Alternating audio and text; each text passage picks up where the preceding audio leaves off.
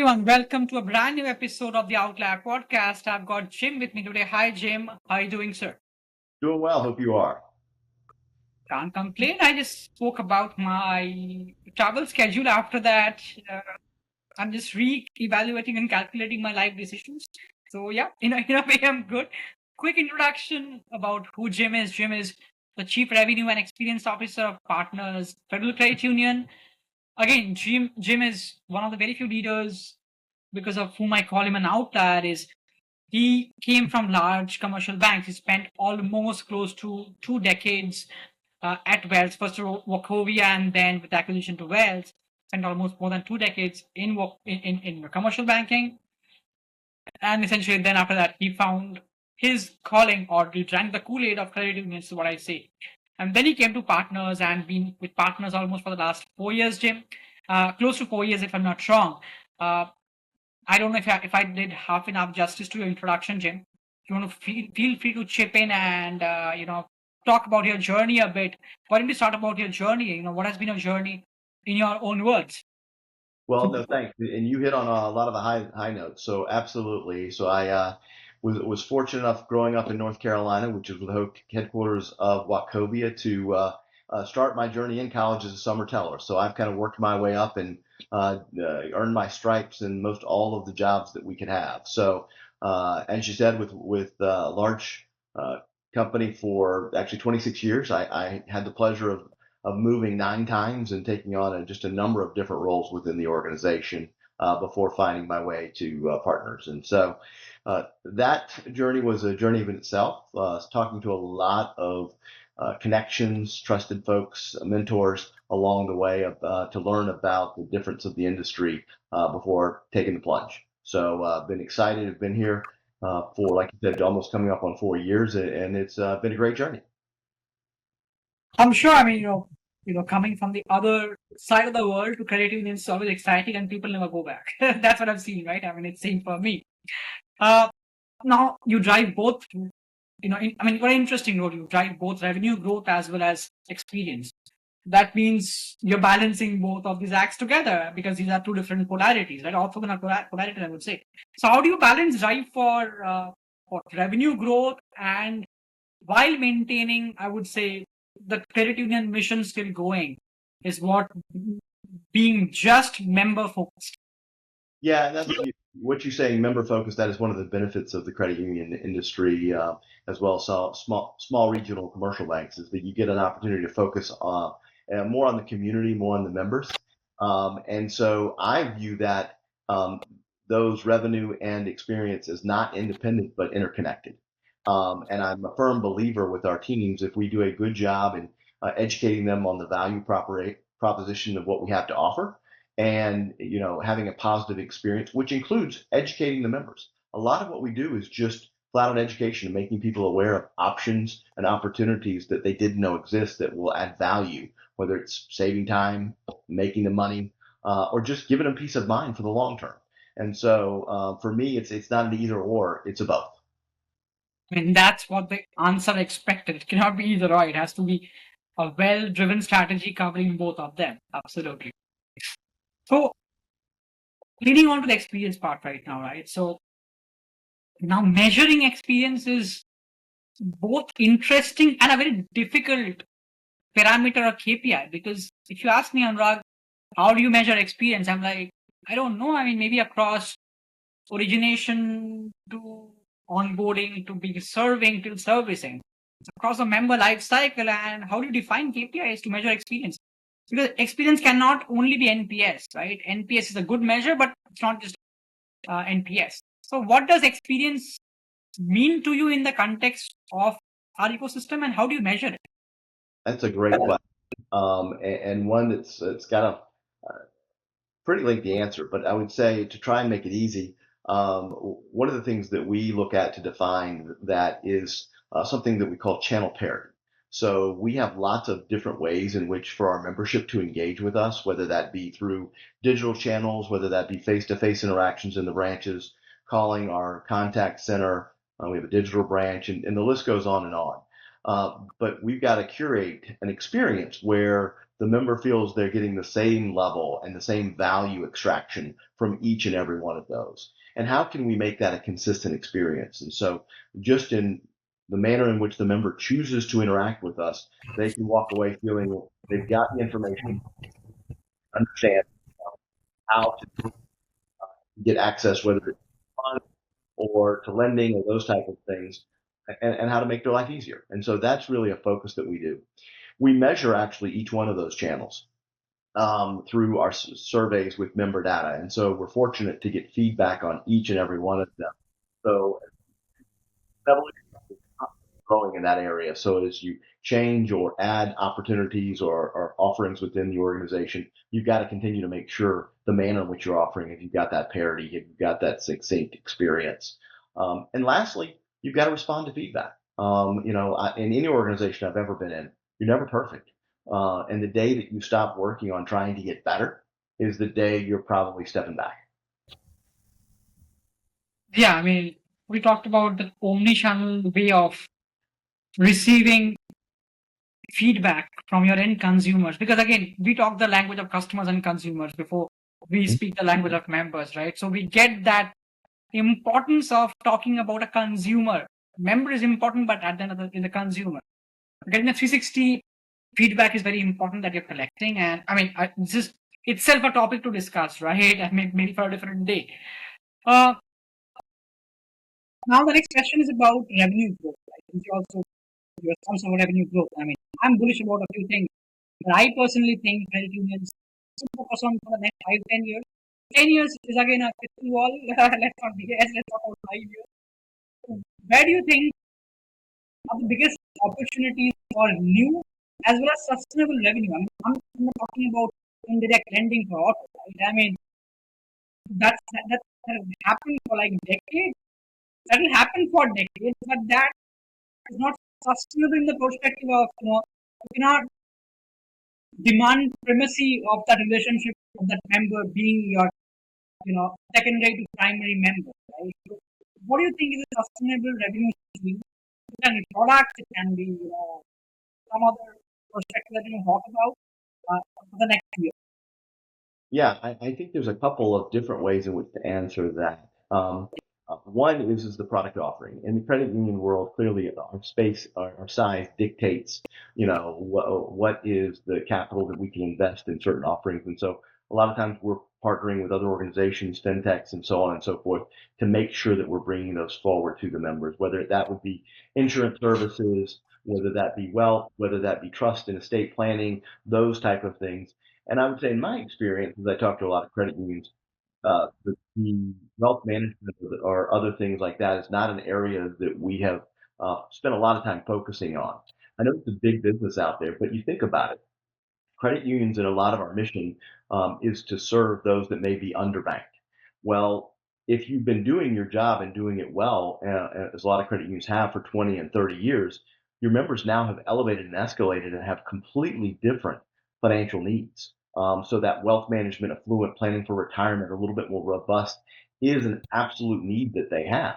And so if you're not building that out, having plans for it, then you're going to miss out. Tied to that also is generational planning. So as you look at the average age of credit members across credit unions, and as they continue to get older, you run the risk if you don't replenish and repopulate that, and doing kind of succession family planning is a great way to do that, because the parents have had a phenomenal, hopeful relationship with a credit union, and they're trusted. And so what a great way to bring their kids along. And sometimes we don't ask for that as well as we should. Yeah, that's fair enough. I mean, talking about the concept of generational wealth transfer. So that should be one of the primary focus. Now, Jim, sadly, such strangely, there is no clear path of doing that. I mean, I hear about generational wealth transfer from a lot of credit union executives, but have you figured that out yet? I don't think so. I mean, it's still work in progress, how to go and make that happen. So if you want to peel the onion a bit on that. Yeah, I think obviously we're still working on it, but we've made some robust strides in our organization. Couple by one, finding a good partner that we can work with as a broker dealer with offerings. Second was making sure we've got the right staffing and that includes kind of advisors in the branches, but also licensed bankers. So you've got to be able to have an offering of soup to nuts where you can work with someone who has, hey, maybe $5,000 their first investment that they ever need to do, up to someone who's ready for retirement and may have several $100,000 that they've got to figure out, how do I use this to sustain my life? So by offering education courses along the way, which we do a lot of in our organization, we're able to plant the seed on not only what are we helping you with now, but what should your path or your outlook for the future, and kind of building some concepts to get people aware of that. The sooner we can, the sooner they're going to be off. I remember it well a long time ago. I actually was speaking to a group of new hires, and they were entry level folks with the organization, and you having a conversation with them about, hey, is everybody in here, want to be a millionaire? And a couple of people snicker, a couple of people laugh, but when you get down and do the math, especially those younger folks that join your organization, they have that value of time, and being able to really share with them, that premise helps them in turn learn it for themselves, but then very easily translate that to the membership. And so that's where we get a lot of excitement about that. There's still a lot of work to do in the training, as you said. It's a hard nut to crack, but I think we've got a good plan and we're on the right track. That is important, right? When you talk about is very important strategies of having well trained staff or person who can help guide, and the angle of financial education is very important for like college going kids or school going kids. Can you help them get into the credit ecosystem, right? And in that way, do makes sense. Again, a cliched question. I try to avoid this question because I do data analytics for a living. But still, I want to ask you this question. So, how is Partner using data analytics to personalize experience and to identify growth opportunities? Because membership growth is one of the very big priorities of almost all credit unions. So how are you doing?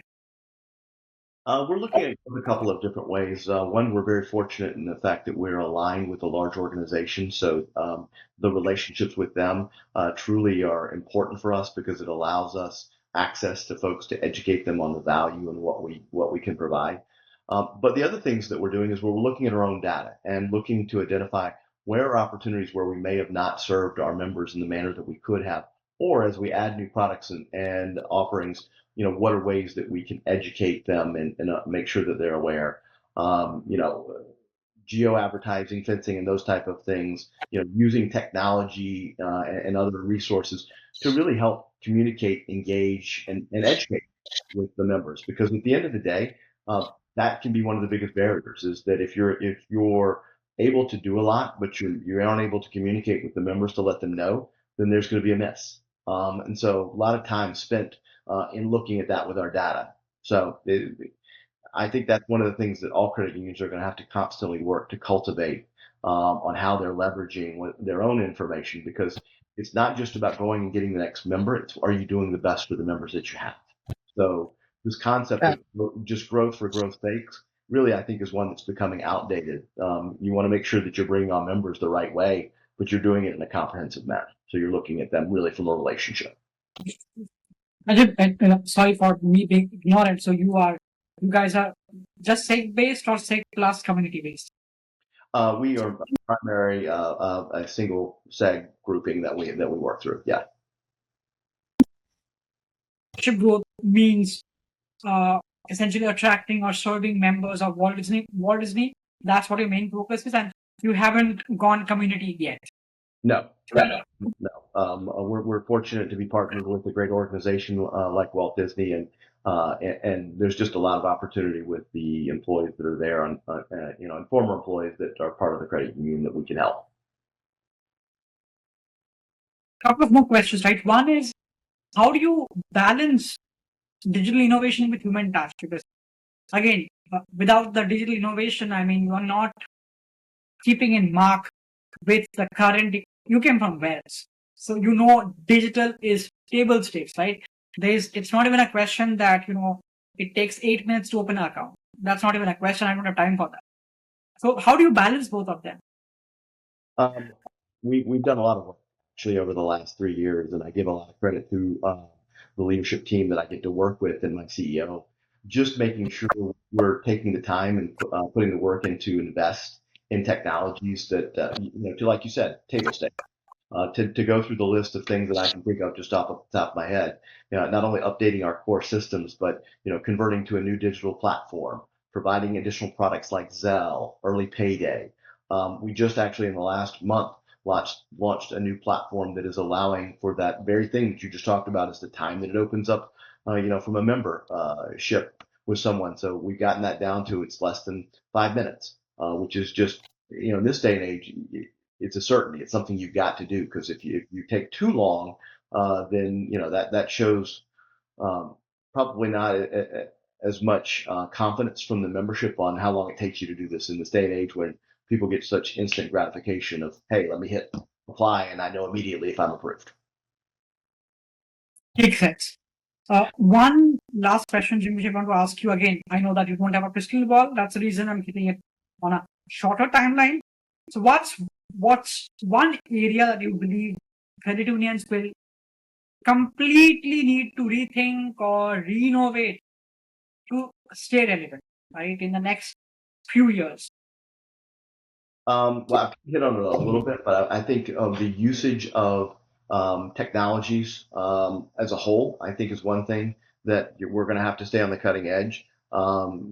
We talk a lot about AI and what that brings as far as a value. We've actually just recently started using that with our our contact center. So when people call in when we're closed, we have other options so that we can truly offer a full 24-hour experience if that's a channel that people want to use. Going back to that kind of channel parity and opportunity to meet members when they want, where they want.